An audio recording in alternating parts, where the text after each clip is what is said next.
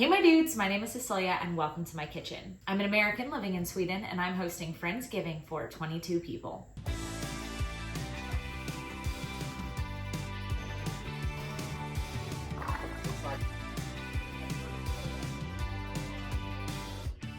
First things first, let's go over the menu and the plan.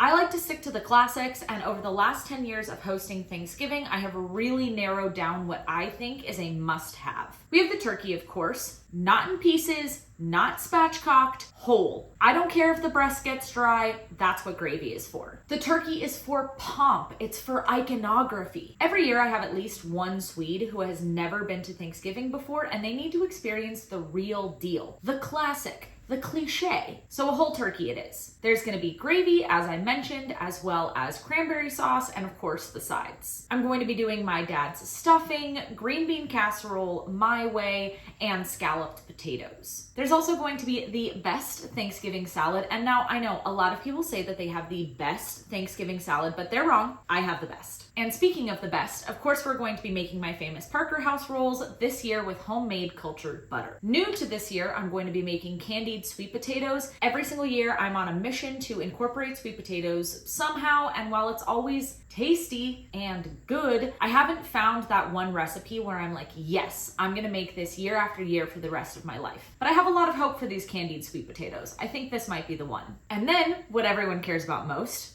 dessert. I'm going to be making my pumpkin tart, which is probably my favorite recipe I have ever developed. I will also be making a pumpkin tart with creme fraiche and maple syrup and an apple crumble. And then I'm gonna make a custard sauce just for fun. As far as drinks go, the party is BYOB, but I just bought a large punch bowl, so we're bringing the 70s back, and I'm going to be making a boozy cranberry punch. And this is the plan for the week. I already know I'm going to be moving things around. That's what I always do, but I like to have a plan so that I have a direction to go in every single day, and then I'll just adjust as needed. Monday is for errands, cleaning, and organizing. Tuesday is for light prep, things that can get started early and things that can be frozen. Wednesday, I'm gonna work on dessert stuff that can be made well in advance. Thursday is when we get to start really cooking like food, and I'm also gonna do some decorating. Friday, I'm gonna try to do as much food as I possibly can to make Saturday easier, and then I'm also gonna set up all of the tables and stuff. And Saturday is party day, where despite all of the prep that we've done all week long, we run around like headless chickens. A quick PSA to say that this is the schedule for the week because I'm self-employed. Like, this is literally my job to do this. If you want to see how to do this while working a 9 to 5, check last year's Thanksgiving series. I hosted 24 people, the menu was even bigger, and I was working full-time in an office. My mottos are, if there's a will, there's a way, and if you wanted to, you could. Just channel your inner Martha Stewart and get to work. Speaking of which, let's get this prep week started. The first couple prep days are always the lightest and easiest. This day started with a walk to Åhléns to pick up candles, and then it was back home and then back out again. Axel and I have his and hers Stramaten because who are we breaking our backs for carrying stuff? We threw away the recycling and then went grocery shopping. In years past, I've ordered the groceries for delivery, and it does make life so much easier, but I kind of missed my window of time to do that this year, so grocery store it was. This year's turkey is over 11 kilos. That's 25 pounds. It's a big bird. For the first year ever, I'm getting the turkey from the grocery store. I usually go to a poultry specialist, but Axel was like, why don't we just ask Ika if they can buy it in for us? All the grocers use the same suppliers anyways. And while I was doubtful, he just rocked up to the deli counter and asked, and they brought it in for us. Anyway, after the groceries, we made a pit stop at Systembolaget and got wine. The party is BYOB as usual, so we just bought a few bottles for ourselves, Californian of course. Then we headed home, and thank God the elevator works. Everything was so heavy. I took everything out, and wow, it's a lot of food. Like, we bought nothing for ourselves to eat all this week. This is just Thanksgiving food. But I put everything away. You guys always ask me how I fit everything in my fridge and freezer, and I think you forget that I'm the absolute queen of Tetris. Like, I'm a good baker, but I am great at Tetris. While I put everything away, Axel had been in the basement doing laundry and came back up with the Thanksgiving box. Then it was time to do some cleaning and organizing. We haven't cleaned the chandelier since we put it up almost 2 years ago, and it was definitely dusty. A friend suggested this spray. You just like spray it on and it attaches to the dust and then all the dust like falls off without you having to do anything. I don't know the chemistry. I think it's just like magic. Then I took all the plates from the corner cabinet and organized them and chose which plates I was going to use for which things. This is one of those small things that seems silly to do so far in advance, but I would rather take the 20 minutes today when I have the time than in a couple days when I have even more to do. The last thing I did was clean out the fireplace. This is a working fireplace, but it gets really warm, duh. So when we have a party, I like to just put candles in it. Then you get the cozy fireplace vibe, but without the heat.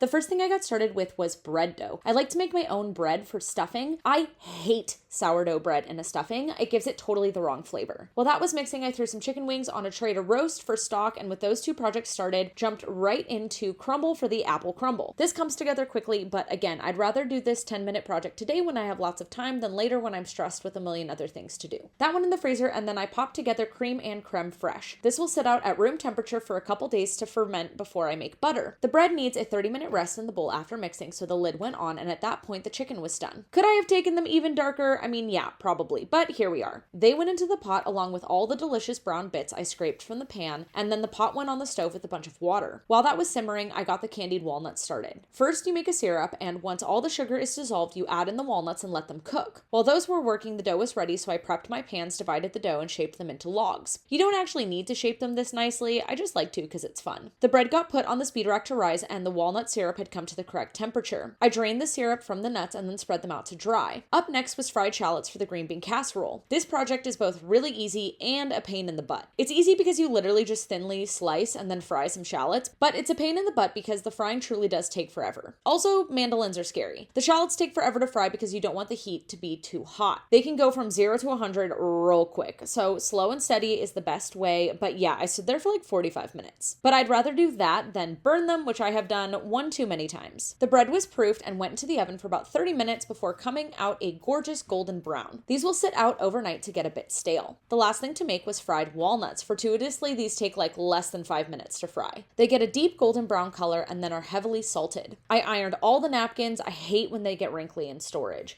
And by the time I was done with that, the chicken stock was ready. This will be used in both the gravy and the stuffing. Today, I mostly did dessert prep, but I did start with cranberry sauce. It's so easy to make. Like, I know people buy the canned stuff because of the shape, but really, it only takes 2 seconds to make yourself. With that on the stove, I organized my pecans. In my pecan tart, you need pecans 3 different ways, whole and unroasted for the top, and then slightly toasted, both chopped and ground for the filling. So I picked out the prettiest nuts, then threw the rest in the oven, checked the cranberry sauce, and once the nuts were done, I roughly chopped 50 grams. Then I milled the rest of the nuts into pecan flour. I love doing this. The whole kitchen is filled with the smell of pecans, and it's just so lovely. With all the nuts prepared, I could get started on the pecan tart filling. It's just butter and the sugars mixed together, then in with the eggs one at a time, in with the pecan flour, and lastly you fold in the chopped pecans. Easy peasy. And at this point, all my cranberries had popped, but the sauce was looking thin. This is a PSA for those of you living in Sweden. I have found that fresh cranberries have a lot of pectin and act the way you expect. Like, as soon as they burst, the sauce is a pectin party and it's really thick and good to go. But the frozen cranberries, I don't know, man, they have like no pectin. So I shredded an apple and cooked that in. Apples have a lot of pectin and a fairly neutral flavor, so this is a good quick fix if your cranberry sauce is too liquidy. Anyways, once that was done, I made the filling for the apple crumble. You don't really need to pre-cook this, but I didn't want to be peeling apples on party day, so it's just easier to make ahead. I peeled all the apples plus some pears I had kicking around and chopped them into big chunks. I strained off the acidulated water and then weighed out 15% sugar and a touch of cinnamon. The apples got cooked just until some of them had burst, and then they got put in the fridge. Next up, I sliced all the bread I had made yesterday into thick slices, then diced it. I prefer the look of diced bread in my stuffing as opposed to torn. Both work, it's just a personal preference. I think because my dad always made his stuffing with diced bread, and I am making his recipe. Those got put on the speed rack to dry. The last thing to be made was the pumpkin tart filling. Again, this is not something that needs to be made ahead, rather something that can be made ahead. The key is to cook the pumpkin puree with the spices to cook off any extra water. This ensures a lot of flavor and no watery pie. Or in this case, tart, I guess. I mixed in the rest of the ingredients and then popped that also in the fridge. The last thing I did was polish some silver. I usually do the baking soda and foil method, but I wanted to try this silver polish I found at the grocery store, and I have to say it worked pretty well. The small plates are going to be for water jugs and wine bottles, and then the candlesticks are, well, candlesticks, but all were heavily tarnished, and I felt that they got pretty shiny. Not perfect, but I also kind of got tired of polishing. On Thursday, we really got down to business. The first thing I did was make butter. Like cranberry sauce, this is fantastically easy to do, but people think it's hard and therefore are very impressed with you when you make it homemade. I saved the buttermilk and washed the butter in ice water before squeezing out as much of the water as I could, then salting it heavily. That got put away for later. I took the buttermilk and used it in my Parker House rolls. We are getting fancy this year. I make these rolls every single year. They are the best, but I wanted to be a bit different this year, so here we are. While the dough was mixing, I took the tart shell from the freezer, lined it with foil, filled it with baking beans, and shoved it in the oven to par bake. It was time to add the butter to the rolls, and then I hydrated some dried yellowfoot mushrooms a friend gave me. It's been 2 banger mushroom years in a row here, and she had a lot, so she gave me a lot, and I'm going to use them in both the stuffing and the green bean casserole. I chopped some onions for the stuffing that will get made on party day, and by that time the roll dough was ready, so I put it in between 2 sheets of parchment and popped it in the freezer. The tart shell was looking good, so I brushed it with egg white to seal it, gave it another couple minutes in the oven, and then filled it with pumpkin filling, and back into the oven it went. Pumpkin pie tastes even better a couple days after it's made, so it's a great thing to get ahead on. The roll dough was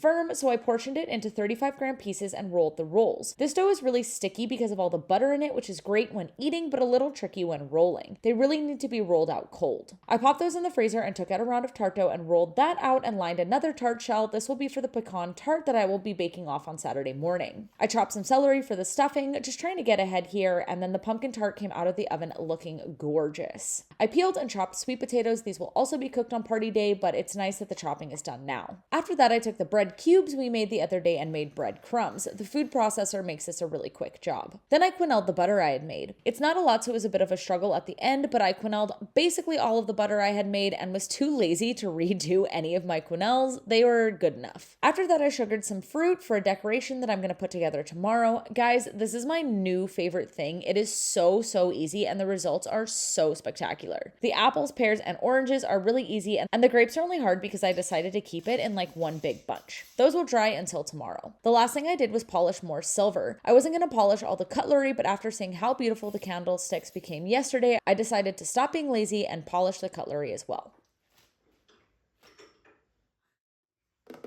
The day before the party is always so intense. No matter how you plan it, there's always a lot to do. I started the morning by putting together my sugared fruit decoration for the mantle, and you guys, it is so insanely gorgina. I can't even. Like, it looks good on camera, but Jesus, does it look good IRL. I got these fabulous green candles for the silver candlesticks, and the whole thing is just so beautiful.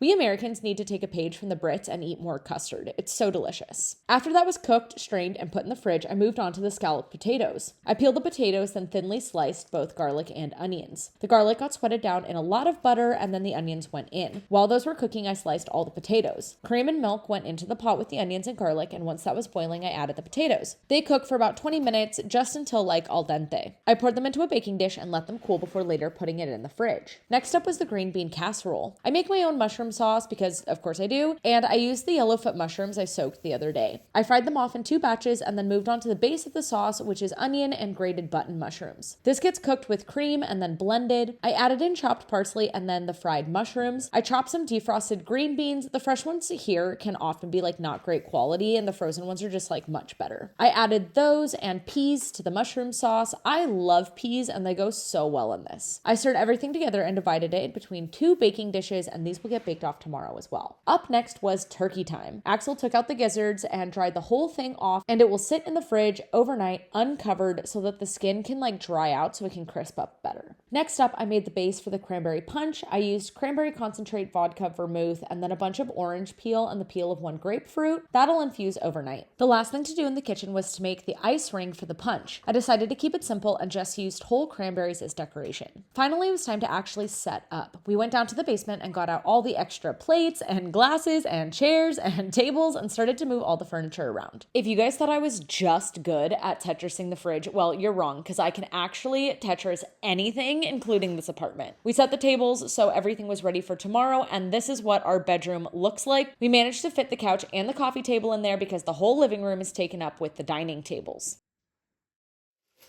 Saturday was insane. Well, actually, this year was pretty chill thanks to Axel, but I still can't believe how much we did in one day. So I started with the Parker House rolls since those were frozen, and I placed them in sprayed trays and then left them to defrost and proof. Next up was the Pecan Tart. The shell came out of the freezer and I filled it with the pecan filling, made it all smooth, and then popped it into the oven. While that was baking, I made the caramel topping. And just as that was done, the tart came out of the oven. I placed all the pecans on top in circles and then very slowly and carefully poured the caramel sauce over the nuts. Popped that back into the oven. Axel took the turkey out of the fridge, trussed it, then salted it. That sat out to come up to room temp, and he made the lacquer for the turkey. The tart had baked really weird this year. I have no idea why. Sometimes it just be like that. But the pecans had like all slid around, but no worries. We just pushed them back into place and everything was fine. You guys gotta remember, it's just cooking. 9 times out of 10, whatever has gone wrong can be fixed, so just take a deep breath and fix it. With the oven empty, I started with the sweet potatoes, and while those were in the oven, I made the spiced sugar for them and chopped the pecans and the bacon for the topping. While I was doing that, Axel was par cooking the legs and thighs of the turkey. This helps them get a head start so they cook more evenly with the breasts. My sweet potatoes were soft, so I added the spiced sugar and stuck them back in the oven. While those were getting crispy and caramelized, I made the topping by frying off the bacon, then adding the pecans and the pumpkin seeds. Once those were toasty, I added the maple syrup and let that get thick. I poured the cooked sweet potatoes into a serving dish and then topped that with the maple bacon nuts. It was finally time to bake the turkey, so Axel stuffed it with herbs and then into the oven it went. I moved on to the stuffing. Onions get sweated in butter, then I added the celery, the apples and mushrooms, the herbs, and lastly, the bread. I moistened the whole thing with several rounds of chicken stock and then popped that in the serving dish. Axel, meanwhile, was glazing the turkey with the lacquer. I took a shower, then we had banh mi for lunch. The first rule of party day is to eat takeout for lunch. Very important. Then I took a nap for about an hour. That's the second rule of party day. Always take a nap. The rolls were proofed, so I brushed them with egg wash and popped them in the oven. When they were golden brown, they came out and got a second layer of egg wash. The egg is cooked on contact, you guys, so stop freaking out. Then I did my hair and ironed my dress. Why didn't I do this last week? Axel was making coffee, such a great thing to make ahead. And the turkey looked so beautiful. Annalie came over to help out and make the salad, and I was dressed and ready and threw the scalloped potatoes in the oven. Once hot, it got a layer of cheese and went back in. Axel put the breadcrumb topping on the green bean casserole. Matilda came over. I put the punch together, and then the ice ring in it looked so cute. We lit all the candles and people started to arrive. Oscar was serving people punch. It was really good, and I did not realize how strong it was until later. Axel was taking things in and out of the oven, and everyone was mingling and hanging out. The food looked so beautiful this year. I was so happy. I feel like every year this party just gets better and better. The food is more beautiful, and yet the week leading up to the party is easier and more fun. This was definitely the best year yet. Axel was on carving duty, and we all took food and sat down. There was a lot of singing of Snapsvisor because I love Snapsvisor, and then it was time for dessert. I put the finishing touches on the pumpkin pie, whipped creme fraiche with maple syrup, and all the desserts were also looking really good. Everyone got a bit of each, and I got a lot of custard sauce, which I loved. It was all so delicious. And then we danced the night away. I had no clue what time it was at any point in the dancing, but the video timestamps say that we danced until about 2 a.m., which I feel is very respectable. Not too late, but not too early either. The last people left around 3:30 in the morning, and it was lights out for Axel and I. And that's it for Thanksgiving 2025. I've put all the recipes I used for this party in one handy dandy packet, which is now available for paid subscribers on Substack. Also available for paid subscribers on Substack, I have another recipe packet, 10 Thanksgiving desserts that aren't pie, which is exactly what it sounds like. It's for those of you who would much rather eat a piece of cake, a cookie, or even a bun. The links to both of those are down below in the description. If you like this video, then hit that subscribe button down below and let me know in the comments if you like these party videos or if you think I should go back to running my bakery. I hope that you have a great week and that I'll see you around next week. Hej då!